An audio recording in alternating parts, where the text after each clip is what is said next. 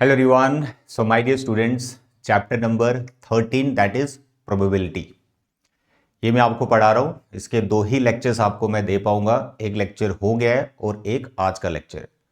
Last lecture में मैंने आपको इस चैप्टर में जो कॉन्सेप्ट्स हैं, जो सीबीएसई बोर्ड एग्जाम में क्वेश्चन जिस पे बेस्ड पूछे जाते हैं, तो लास्ट लेक्चर में विद एग्जाम्पल्स मैंने वो कॉन्सेप्ट्स आपको सिखाए, राइट.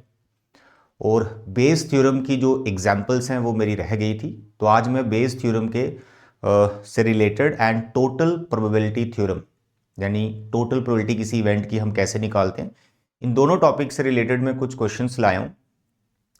क्वेश्चंस इस पर्पज से लाया हूँ कि बच्चों को ये कन्फ्यूजन होती है कि क्वेश्चन बेस थ्योरम का है या फिर इसमें सिर्फ टोटल प्रोबेबिलिटी निकालनी है इवेंट की.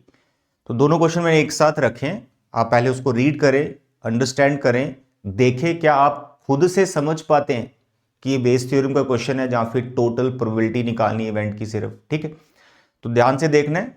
तो क्वेश्चन करवाने से पहले मैं इसके जितने भी कॉन्सेप्ट्स हैं वो फिर से आपको एक बार रिवाइज करवा दूं और ये शॉर्ट नोट्स अपनी नोटबुक पे बना लो. ठीक है, 1-2 मिनट लगेगा, प्लीज आप ध्यान से देखो मेरे बच्चे.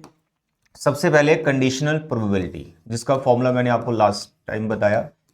ए का प्रोबेबिलिटी आप निकाल रहे हैं, it is given that B already happened.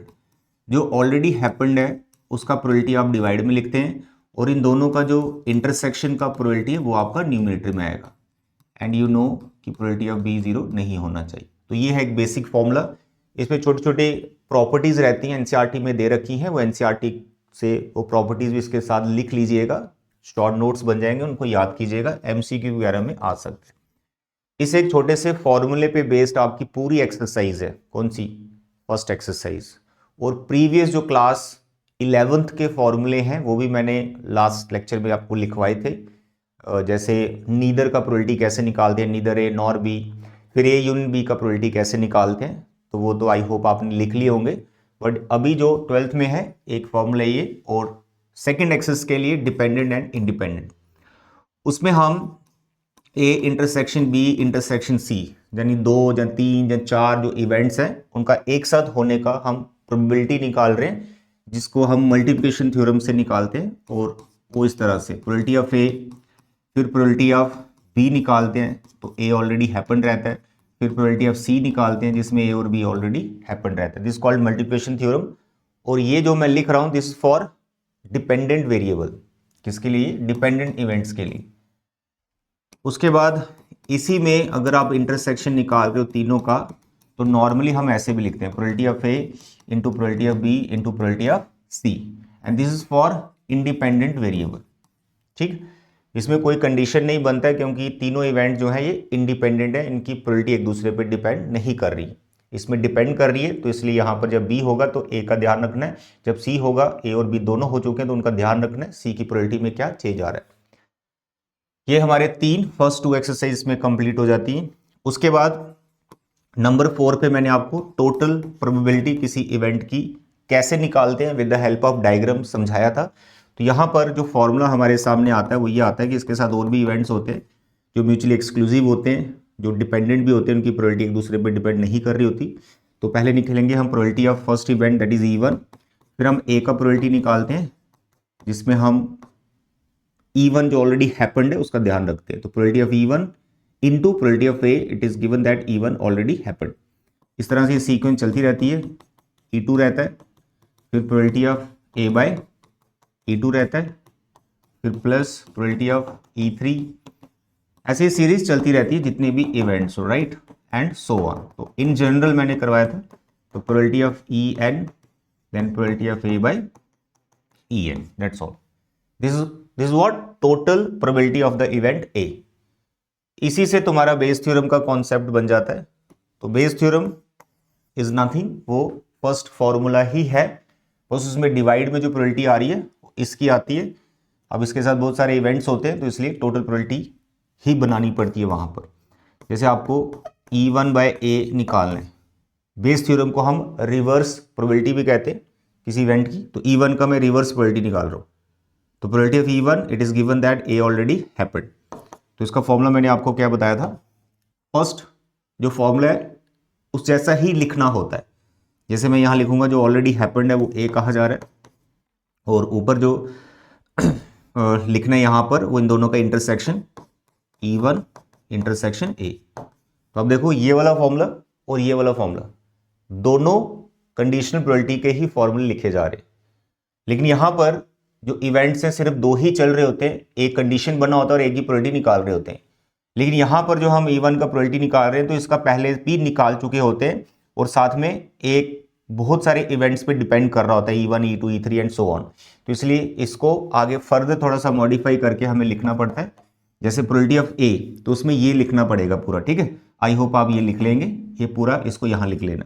और जो इंटरसेक्शन वाला पार्ट है, ये इंटरसेक्शन वाला पार्ट है क्योंकि ए E1 पे डिपेंड कर रहा है, तो उसमें ये जो सेकंड वाला पॉइंट मैंने लिखवाया है तो ये चीज यहां पर आपको लिखनी पड़ती है। तो इंटरसेक्शन में कैसे आएगा, प्रोबेबिलिटी ऑफ E1 लिखेंगे into probability of A by E1। तो सब कुछ सेम ही है ऑलमोस्ट, तो कंफ्यूजन कोई नहीं होनी चाहिए। तो ये है कुछ फॉर्मूले जो 12th क्लास के सिलेबस पे हैं। इतना अच्छे से समझ है अगर आपको तो मजे से क्वेश्चन बन जाएगा। फर्स्ट लेक्चर जो मैंने प्रोबेबिलिटी का दिया है लास्ट कल ही दिया, तो वो देख लो, उसमें सारे क्वेश्चन मैंने करवाए। इस पे क्वेश्चंस नहीं करवाए थे जो मैं आज करवाने वाला। सबसे पहले मैं क्वेश्चन आपको दिखाता हूं, आप ये देखो कि आपको ये समझ में आता है कि वो बेस थ्योरम का क्वेश्चन है या फिर टोटल प्रोबेबिलिटी का। दोनों क्वेश्चन मैंने एक साथ रखे होंगे, आपने जज करना है। अगर आपको वो समझ में नहीं आता तो फिर जो मैं समझाता हूं उसको ध्यान से समझना, तो एग्जाम में आपको एकदम क्लियर हो जाएगा, आप समझ जाएंगे हाँ यार ये बेस का है या फिर टोटल प्रोबेबिलिटी। जो चीजें बताता हूं उसको समझना ध्यान से, ठीक है। तो यहां पे ये फर्स्ट एक्सरसाइज के कुछ मैंने वर्ड प्रॉब्लम करवाई थी, बहुत इंपॉर्टेंट है, कंफ्यूजन होती। तो ये वर्ड प्रॉब्लम मैंने लास्ट टाइम करवाई। ये आगे एक एग्जाम्पल जो आज करवाऊंगा, और ये दो क्वेश्चन मैंने एक साथ रखे हैं। दोनों को ध्यान से देखो, देखने में दोनों एक जैसे लग रहे हैं, लेकिन इसमें कौन सा टोटल प्रोबेबिलिटी थ्योरम से रिलेटेड है, यानी किसी इवेंट की हमें सिर्फ टोटल प्रोबेबिलिटी निकालनी है, और कौन सा क्वेश्चन बेस थ्योरम से रिलेटेड है। पॉज कर लो आप वीडियो को, देखो समझो, क्या आप इसको आइडेंटिफाई कर पा रहे हो, ठीक है। देख लिया, लेट अस सपोज नहीं कर पा रहे हो, अगर कर पा रहे हो तो बहुत अच्छा, आपके लिए क्लैपिंग, आपने बहुत अच्छे से प्रिपरेशन की है। नहीं कर पा रहे हो तो ध्यान से समझो मेरे बच्चे। अगर वो कंडीशनल प्रोबेबिलिटी का क्वेश्चन है यानी फर्स्ट एक्सरसाइज का, तो हर बच्चा समझ ही जाता है, बस कंडीशन है कि फर्स्ट एक्सरसाइज अच्छे से की हो और एग्जाम्पल्स भी की हो। अगर वो सेकेंड एक्सरसाइज का क्वेश्चन है जिसमें डिपेंडेंट और इंडिपेंडेंट का कॉन्सेप्ट है, वो भी समझ में आ जाता है क्योंकि उसमें बोथ का प्रोबेबिलिटी निकाल रहे हैं, है ना। कभी इंटरसेक्शन का डायरेक्ट फॉर्मूला पूछ लिया जाता है। कंफ्यूजन यहीं पर होती है, आपको ये क्लियर हो जाएगा यार ये थर्ड एक्सरसाइज से कहीं से आ रखा है, और ये दोनों क्वेश्चन थर्ड एक्सरसाइज में, ठीक।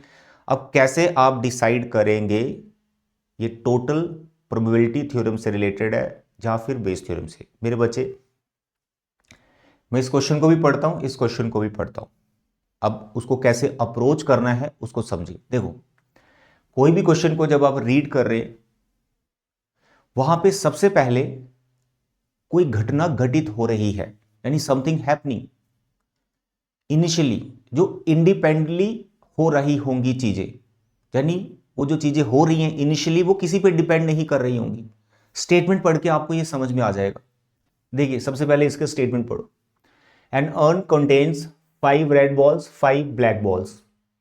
ये इंफॉर्मेशन है, यहां कोई घटना घटित नहीं हुई है। एक बैग है, उसमें 5 रेड और 5 ब्लैक बॉल्स है, कोई घटना घटित नहीं हुई है। ओके, आगे बढ़ो। A ball is drawn at random and its colour is noted and return to the urn. एक घटना हो गई। अब ये जो घटना हुई ये इंडिपेंडेंटली हुई, मतलब ये जो हो रहा है ये किसी पे डिपेंड नहीं कर रहा है। मतलब आप एक बॉल निकाल रहे हो, अ बॉल इज ड्रॉन, एक बॉल निकाल रहे हो, उस बॉल को निकालने से पहले कुछ भी नहीं हुआ है, कोई और बॉल पहले नहीं निकाली है। तो ये तुम्हें पहले समझना है, बेस थ्योरम का हो या टोटल प्रोबेबिलिटी का, कि जो इनिशियली कुछ हो रहा है वो इंडिपेंडेंटली चल रहा होगा, that you have to understand, जो कि समझ में आ ही जाएगा पढ़ के। वो जो घटना हो रही होगी वो हमारे E1 E2 E3 E4 ये वाले इवेंट्स बनेंगे।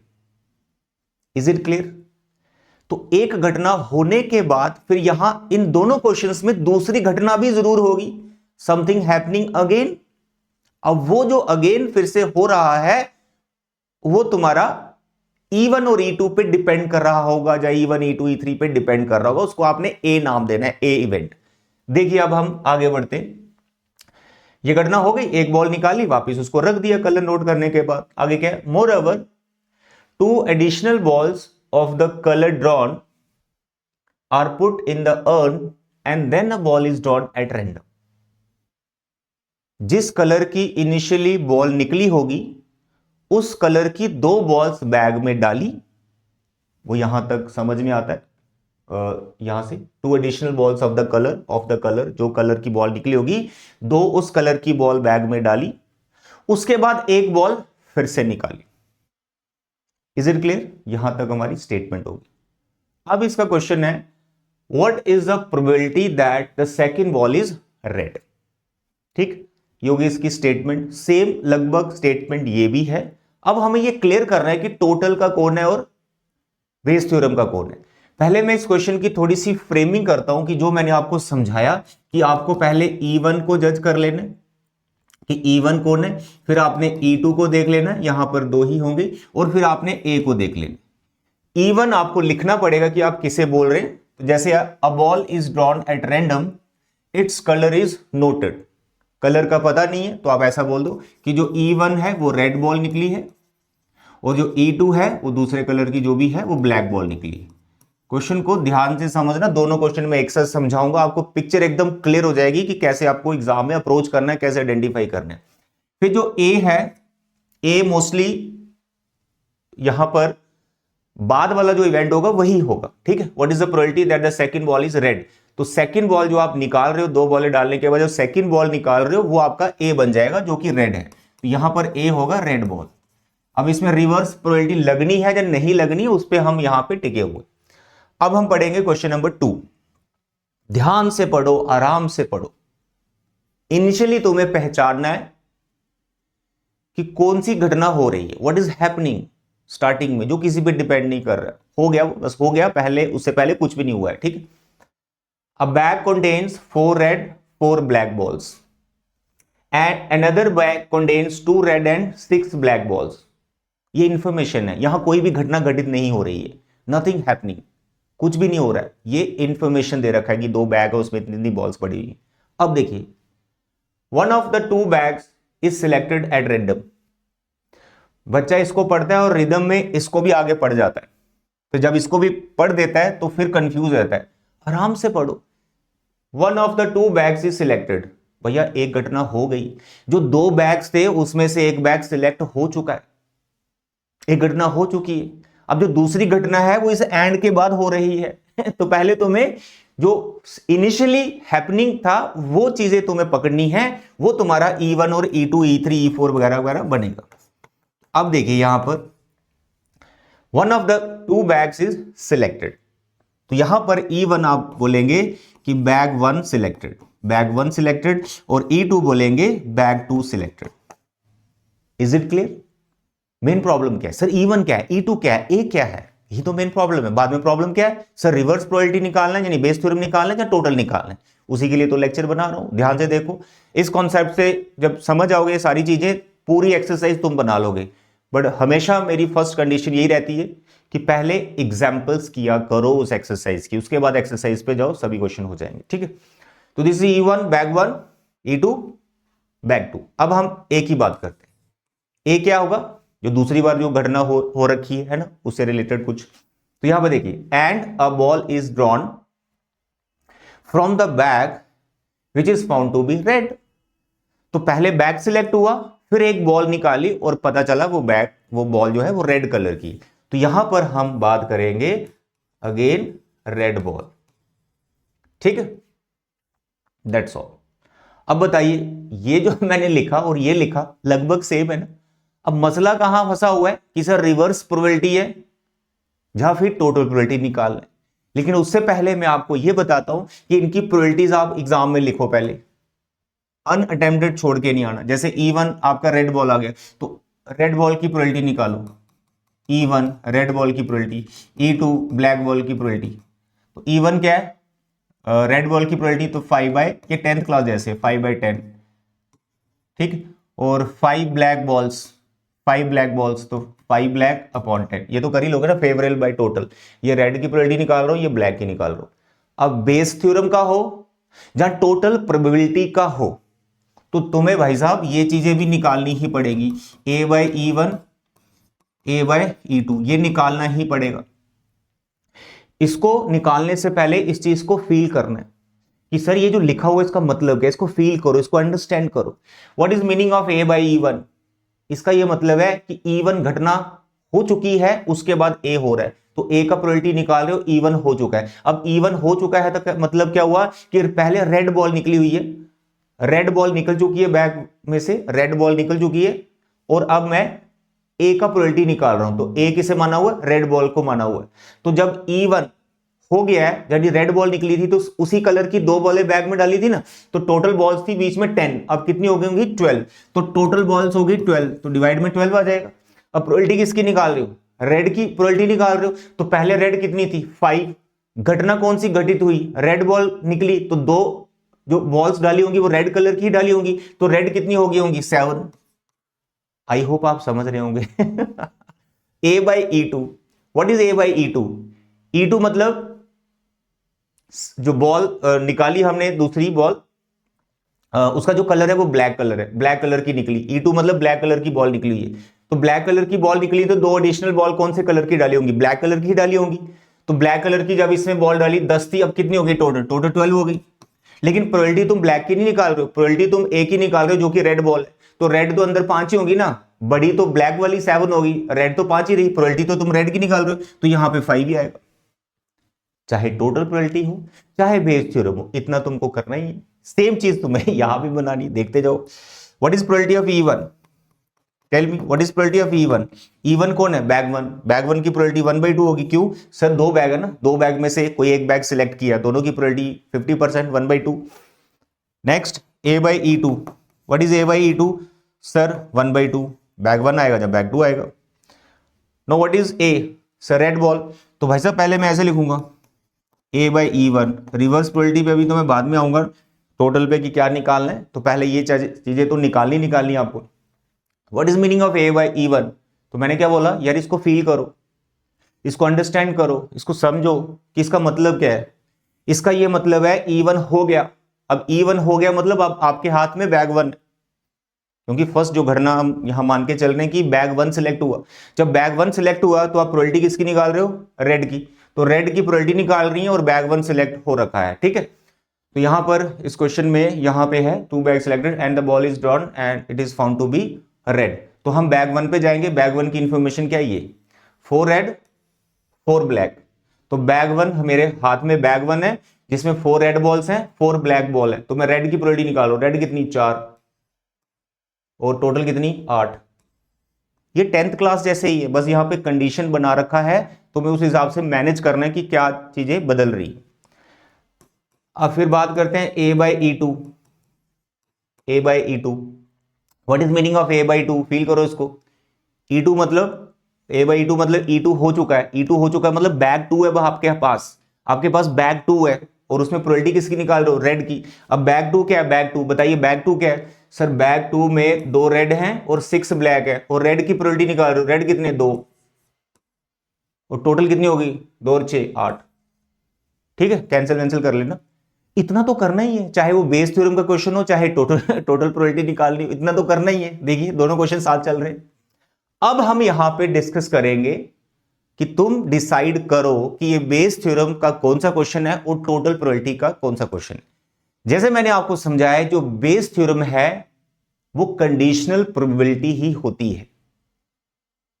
इसका मतलब इन दोनों में से किसी एक क्वेश्चन में तुम ये देखो कि जिसका तुम लास्ट में प्रोबेबिलिटी निकाल रहे हो, किसी भी चीज का प्रोबेबिलिटी निकाल रहे हो, उसका प्रोबेबिलिटी के अंदर कोई कंडीशन दिया हुआ है, तुम्हें यह समझना है। तो पहले पहला क्वेश्चन रीड करते हैं कि जिसका मुझे प्रोबेबिलिटी निकाल रहा है क्या उसका कोई कंडीशन दिया दे रखा है, जस्ट सिंपली लिखा है फाइंड इट्स प्रोबेबिलिटी।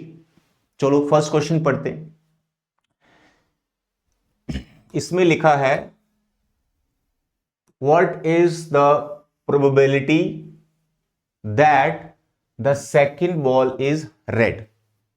तो यहां पर ए मेरा रेड बॉल है, सेकंड बॉल ही, और उसकी प्रोबेबिलिटी तुमने निकालनी है, ठीक है।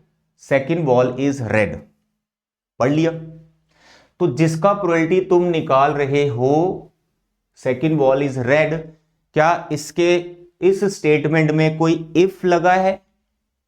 If this then second ball is red, it is given that the second ball is red, नहीं लगा। चलो अब दूसरा पढ़ते हैं, क्या पता दोनों सेम हो या डिफरेंट हो। पढ़ते हैं, ये क्या लिखा है? Find the probability that the ball drawn from the first bag. तो ये क्या हो गया? Just a minute, read it. Second statement को पढ़ो। क्या तुम्हें सेकंड स्टेटमेंट में कोई कंडीशन दिख रही है कि जिसका प्रोबेबिलिटी तुम्हें निकालना किसका है? That the ball drawn is happening.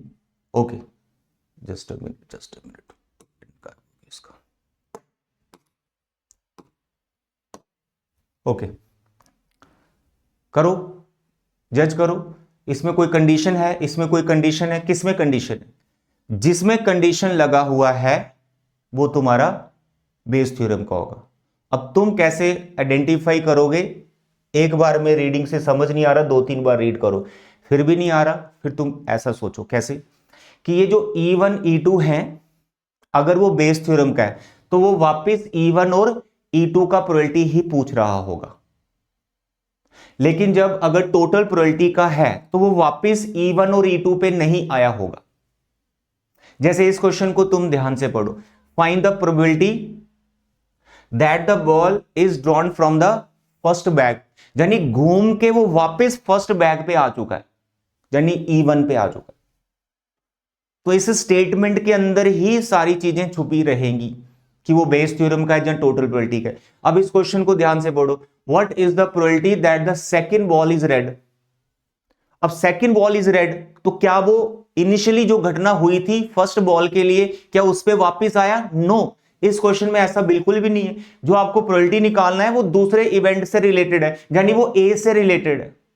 लेकिन इस क्वेश्चन में अगर आप देखेंगे जो प्रोबेबिलिटी वो पूछ रहा है वो वापस बैग 1 पे आ रहा है, यानी वापस E1 E2 को इन्वॉल्व कर रहा है। तो ये तुम्हारा बेस थ्योरम का क्वेश्चन है जब अब तुम रिवर्स आ गए हो, और ये वाला क्वेश्चन में रिवर्स नहीं आए हो। ये सिंपली तुम्हें ए का प्रोबेबिलिटी निकाला है, total probability, that's all. I hope it is clear. इस तरह से तुम ये जज कर सकते हो, आइडेंटिफाई कर सकते हो कि वो बेस थ्योरम का क्वेश्चन है या फिर टोटल प्रोबेबिलिटी। और ये बहुत बड़ी कंफ्यूजन है स्टूडेंट्स की। पूछा टोटल का होता है, अप्लाई बेस करके आ जाते हैं, रिवर्स गियर डालना आपको, बस ये ध्यान रखना अगर वो बेस थ्योरम का, ठीक है। दैट्स ऑल, समझ में आ गया? आगे कुछ नहीं है।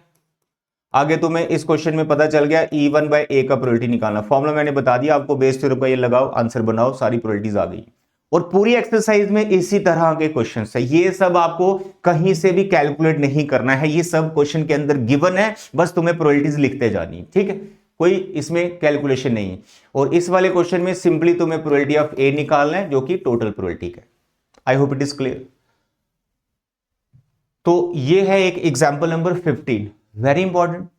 ये तुम्हारे लिए टास्क है क्योंकि एग्जाम्पल है, बुक में तो होगी, ये सॉल्व होगी। अब तुम यहां पे इसको देखो, वीडियो पॉज करो, खुद करो और आइडेंटिफाई करो कि ये बेस थ्योरम का है या फिर टोटल प्रोबेबिलिटी का। I hope it is clear. तो मेरे प्यारे और दुलारे बच्चे, किसी भी एक्सरसाइज,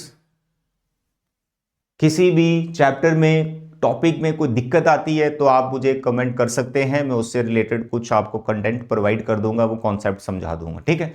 कल संडे है 8 मार्च, फाइनल मैच भी है इंडिया का और न्यूजीलैंड का, वो भी देखना आपको। देखो, साथ में मैथ्स लेके बैठना, ठीक है। जितने घंटे भी मैच चलेगा उतने घंटे साथ में मैथ्स चला दीजिए। फाइनल इंडिया भी जीतेगा और आप भी मैथ्स का पेपर खूब डट के करके आओगे और फुल मार्क्स आपके आने वाले, ठीक है।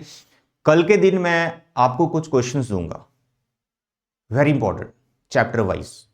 वो सभी क्वेश्चंस कर लेना, लिमिटेड होंगे, चुने हुए क्वेश्चन है, सिलेक्टिव क्वेश्चंस हैं जो अक्सर एग्जाम में पूछे जाते हैं और जिनमें बच्चों को थोड़ी कंफ्यूजन भी होती है। अगर हो चुके होंगे तो बहुत बड़ी बात है, बहुत अच्छी चीज़ है। अगर नहीं हुए होंगे तो कल के दिन बच्चे मैच देखते हुए वो सभी क्वेश्चंस को सॉल्व कर लेना, ठीक है। तो आई होप आप प्रिपरेशन इसी तरह से करते रहोगे। कोई भी हेल्प, कोई टॉपिक चाहिए तो आप कमेंट कर सकते हैं। तो आज के लेक्चर में इतना बचे। Thank you, bye bye and take care.